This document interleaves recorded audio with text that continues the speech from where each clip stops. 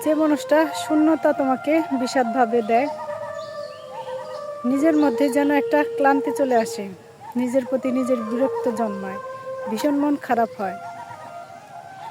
আশ্চর্যজনকভাবে সে মানুষটা কখনোই বুঝবে না তার অনুপস্থিতি তোমাকে কতটা ভেঙে দিয়েছে, তার শূন্যতা তোমাকে কতটা ভেঙে দিয়েছে, তার শূন্যতায় তুমি কতটা রাত জাগো আর কতটা নিঃশব্দে কাঁদো। সেই জানে না, জানার প্রয়োজন বোধও করে।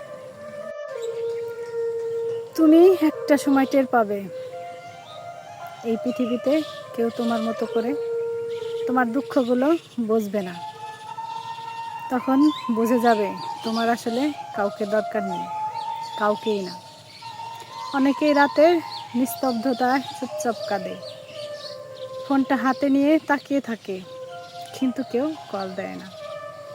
মন খারাপ হলে গান শুনে দুঃখ ভরা স্ট্যাটাস দেয়, তবুও কষ্ট কমে না, বরং ক্ষতটা আরও গভীর হয়। বারবার এলোমেলো হয়ে যাওয়ার পর পৃথিবীর প্রতি একরাশ অভিমান নিয়ে তুমি একসময় নিজেই নিজেকে গুছিয়ে নিতে শিখে যাবে। হঠাৎ একদিন অলৌকিকভাবে তুমি উপলব্ধি করবে শান্তির দরজাটা অন্যখানে। এই উপলব্ধি সরাসরি তার তরফ থেকে, যিনি তোমাকে ভালোবাসতে একদিনের জন্য ভোলেনি। তুমি বুঝবে ভালোবাসা শুধু এক দিক থেকে নয়, উভয় দিক থেকে হতে হয়। প্রিয়তমের অলৌকিক আহ্বানে ঠিক সেই মুহূর্তে ঠান্ডা পানি দিয়ে তুমি অজু করবে, আলো নিভিয়ে একা একা সেজদায় পড়ে যাবে। প্রতীক্ষিত সেই মুহূর্তে একাকিত্বটাও তখন আল্লাহর সামনে কানেকশনের বদলে যাবে। সিজদার শেষে তুমি কোরআন খুলে পড়বে, শুদ্ধভাবে পড়বে, ঠিক যেভাবে রব পড়তে বলেছেন। তখন মনে হবে প্রতিটা আজান যেন তোমার কান্নাগুলো শুনে নিচ্ছে।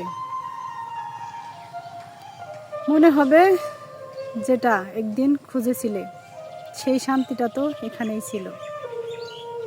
বিশ্বাস করো, তুমি বদলে যাবে। কাউকে না জানিয়ে, কারো অপেক্ষা না করে তুমি নিজেই নিজের ভেতরের আলো জ্বালাতে শিখে যাবে। এই আলো, এই প্রশান্তি তোমার জন্য অপেক্ষা করছে। তারপর